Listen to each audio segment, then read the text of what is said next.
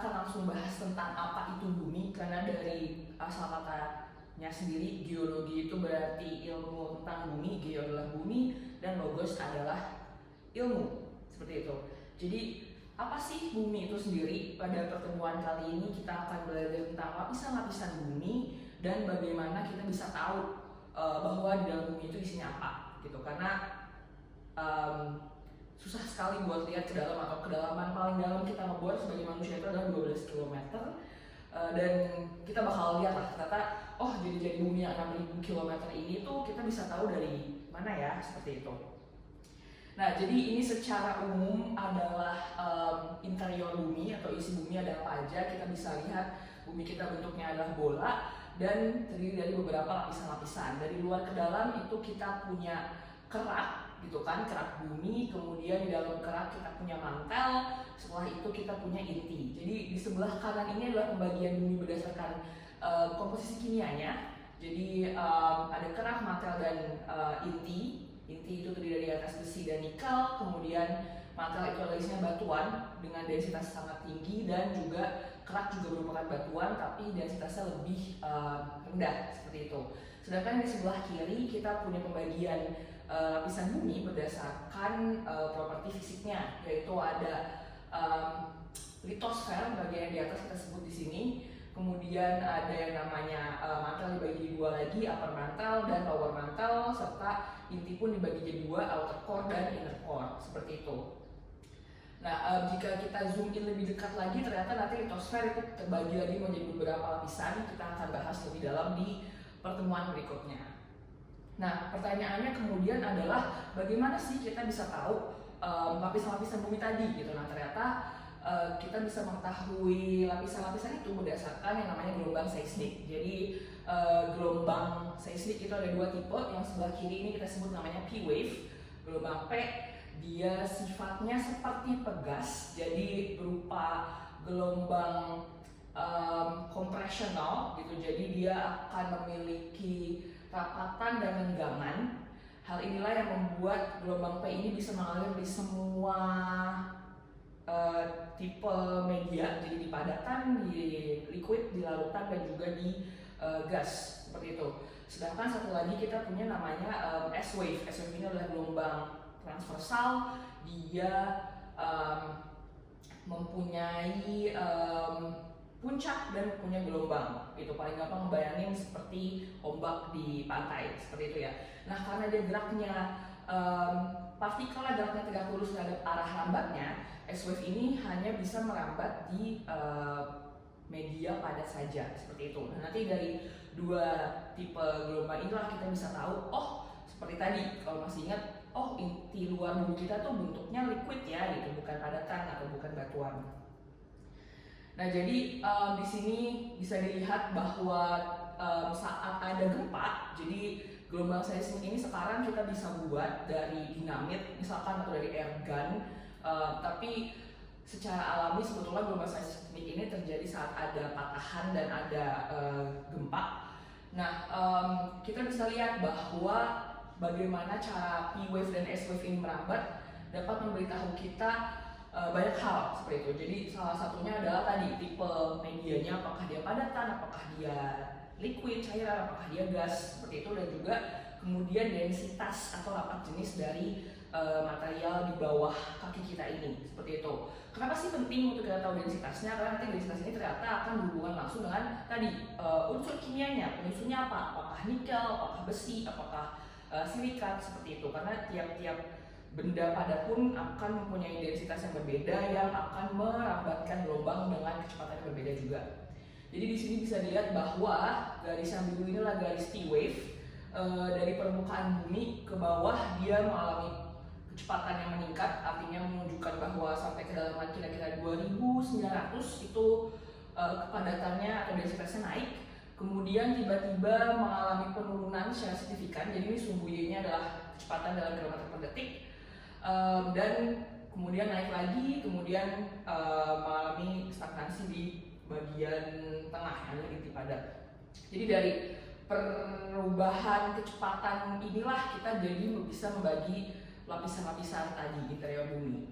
Ini untuk P-Wave karena dia bisa merambat di semua media, jadi kita bisa tahu tadi densitasnya. Sedangkan di S-Wave kita bisa lihat bahwa sampai kedalaman 2900-an itu S-Wave-nya masih terbaca, tapi kemudian mulai dari yang warna kuning ini S-Wave-nya hilang gitu, nol, tidak ada sama sekali.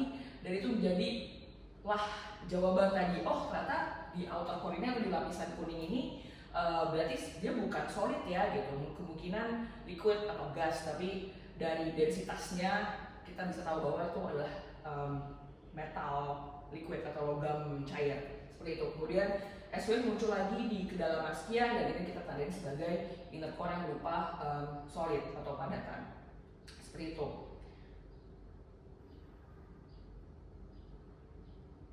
Nah, kita akan satu-satu jalan dari dalam keluar. Jadi di dalam itu tadi kita punya inti bumi, ada dua jenis gitu, inner core, inti yang dalam yang padat, dan outer core. Di inner core kita punya komposisinya kurang lebih seperti ini, walaupun ini masih berubah ya karena ada penelitian terbaru 2024 yang menemukan bahwa ternyata di dalam inti bumi kita tidak hanya ada besi dan nikel saja, tapi juga ada silikat seperti itu. Jadi untuk sejauh ini yang kita tahu bahwa persentasenya seperti ini. Di dalam inti dalam ada 94% besi dan 6% nikel. Sedangkan di inti luar yang berupa liquid tadi ada beberapa campuran. Jadi ada 85% masih besi, jadi komposisinya inti tetap besi dua-duanya, walaupun lebih berkurang di inti luar. Kemudian ada 5% nikel, kemudian 5% sulfur, dan juga 5% oksigen. Nah, outer core ini dia sangat berguna bagi bumi kita, bagi kita sekarang juga, karena sifatnya liquid dan karena bumi kita kan berotasi ya setiap hari. Jadi dia akan memberikan ternyata menghasilkan medan magnet gitu yang kita sebut sebagai medan magnet bumi seperti itu. Nah, jadi kalau kita lihat dari gambar yang sebelah sini bisa dilihat bahwa ternyata logam yang cair yang berotasi tadi dia seperti dinamo magnet dan menghasilkan medan magnet seperti ini gitu. Jadi bumi kita, makanya kalau kalian punya kompas gitu kan, dia akan menghadap ke utara, ke arah kutub utara, dan ke selatan ke arah kutub selatan, karena di dalamnya ada magnetnya, atau bumi kita punya medan magnet seperti ini. Medan magnet ini akan sangat berguna, terutama melindungi kita dari badai matahari, dari zat-zat berbahaya atau partikel-partikel berbahaya yang dilontarkan matahari, yang kalau dia masuk ke dalam bumi itu bisa bikin kanker kulit seperti itu, dan juga bisa mengganggu sinyal komunikasi seperti itu. Jadi si inti bumi luar ini yang terus berputar dan cair itu sangat berguna untuk manusia bisa hidup di sini atau makhluk hidup bisa hidup di sini. Nah, kemudian kita mulai keluar. Di luar inti bumi kita punya mantel. Mantel itu isinya adalah batuan, jadi dia solid. Tadi kita bisa lihat ya di S-Wave dia terus ada. Nah, kurang lebih secara umum isi solidnya itu apa aja ada di sini. Jadi ada yang kita sebut sebagai D layer, itu batas antara inti luar dengan mantel bagian bawah. Itu isinya ada nama batuan namanya perovskite, jadi post perovskite. Kemudian di lower mantle ini ada nama-nama batuannya ini atau mineralnya, kemudian transition, upper mantle, dan seterusnya. Untuk sekarang tidak perlu dipusingkan dulu nama-nama mineral ini. Jadi ini biasanya menunjukkan aja komposisi silikat Al, Mg, Fe yang berbeda seperti itu. Tapi ya intinya dari tadi seismik, dari kimia, dari geofisika itu kita bisa tahu semua mineral-mineral ini seperti itu.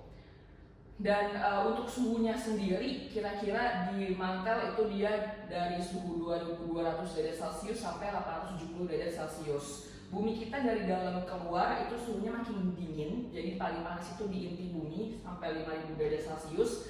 Kenapa? Karena ada peristiwa peluruhan unsur-unsur radioaktif seperti itu. Jadi panasnya itu datangnya dari dalam, kemudian keluar makin lama makin dingin. Nah, di sebelah sini saya menunjukkan ada batuan atau mineral olivin, warnanya hijau seperti ini. Jadi ada di sini tadi di bagian mantel bagian atas. Nah, ini dia penyusunnya adalah silikat, kemudian dia menyusun batuan yang namanya peridotit. Jadi kalau dibayangkan batu-batu di sini itu semua kurang lebih mirip-mirip lah dengan yang warna hijau ini, seperti itu.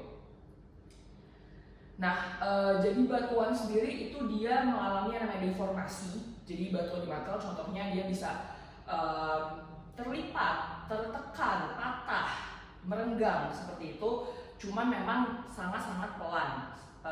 Contohnya paling gampang dibayangkan mungkin seperti es glasier ini. Jadi seolah-olah kalau kita lihat dalam waktu 2 hari, 5 hari itu tidak ada perubahan, tapi kalau kita lihat dalam jangka waktu 10 tahun, 100 tahun itu baru akan terlihat ada perubahan yang signifikan. Begitu juga dengan batuan, bahkan dengan batuan itu bisa sampai skalanya skala waktu geologi ya, jadi 100 ribuan tahun, jutaan tahun, puluh juta tahun, dan seterusnya. Nah, yang menarik lagi dari mantel kalau keluar ke atas kita akan punya namanya zona kecepatan rendah atau low velocity zone. Ini didasarkan dari balik lagi ke S-wave dan P-wave. Jadi saat kita zoom in tadi bagian S-wave sama P-wave-nya bagian kedalaman 200 km-an, kita bisa lihat ada lakukan ke dalam seperti ini nih. Gitu. Jadi dia nggak selalu selamanya makin ke bawah makin cepat. Berarti densitasnya tidak selalu semakin tinggi, melainkan ada zona yang berkurang nih velocitasnya, atau densitasnya berarti turun. Nah itu kita sebut sebagai low velocity zone atau disebut juga bisa sebagai asenosfer. Nah apa yang terjadi di asenosfer ini? Jadi kalau kita zoom in lagi, ternyata saat kita plot antara garis geothermal gradient itu adalah perubahan suhu terhadap kedalaman di kerak bumi. Tadi kalau masih ingat kita makin ke dalam makin panas, jadi warnanya merah ini. Jadi dari permukaan 0 makin ke dalam kilometer dia makin lama makin panas suhunya. Di sini 1500, 2000 dan seterusnya. Nah kemudian kalau kita temukan dengan kurva temperatur leleh atau titik lelehnya batuan-batuan mantel seperti tadi peridotit atau mineral olivin yang garis warna ungu ini, ternyata di LVZ tadi atau low velocity zone atau asenosfer itu terjadi pertemuan ini nih. Jadi antara garis yang merah dengan garis yang ungu. Yang artinya adalah apa? Berarti di daerah ini batuan kita itu meleleh atau berubah fase menjadi liquid seperti itu. Nah, secara parsial ya. Jadi dia nggak langsung meleleh jadi air atau jadi cairan, tapi dia pelan-pelan berubah mineralnya.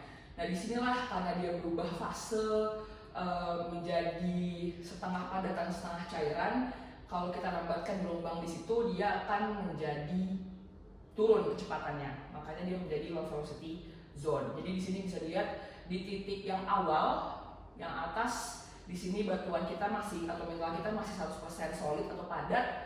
Kemudian kalau kita lihat di titik pertemuan garis merah dan ungu ini, kita mulai punya 1% liquid dan 99% solid. Jadi nggak semuanya meleleh, jadi dia mengalami namanya partial melting atau pelelehan sebagian.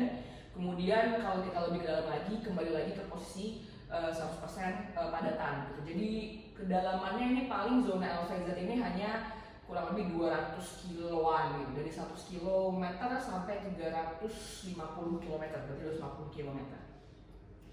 Nah, si LVZ ini menjadi penting sekali terutama untuk kita yang tinggalnya di atas sini di continental crust atau di kerak samudra atau benua, karena dia menjadi dasarnya atau kita sebutnya substratum. Jadi sebagai dasar di mana si kerak ini berada seperti itu. Jadi tadi kita punya lower mantle, kemudian upper mantle, kemudian asenosfer gitu. Jadi di sini ada batuan yang 100% solid, kemudian di sini tadi yang ada pertemuan garis merah sama ungu yang adalah ada partial melting 1% liquid, 99% solid, kemudian di atas rigid rocks lagi atau 100% solid lagi. Kemudian baru di atas ini kita punya kerak. Nanti di pertemuan berikutnya kita akan belajar ada continental crust dan oceanic crust atau kerak benua dan kerak samudra. Kemudian ada mohorophysic discontinuity, apa itu kita juga bakal bahas nanti lagi. Tapi LVZ inilah yang menjadi, kalau kalian pernah dengar tektonik lempeng, nah itu dia kenapa lempeng kita bergerak menjauh, saling mendekat, itu karena kerak kita berada di atas si LVZ ini, seperti itu, atau low velocity zone. Baik, untuk sekarang mungkin itu dulu pendahuluannya dari inti bumi sampai mantel. Jadi kalian udah belajar cukup banyak. Dan pertemuan berikutnya kita akan bahas kerak lebih dalam lagi. Selamat belajar!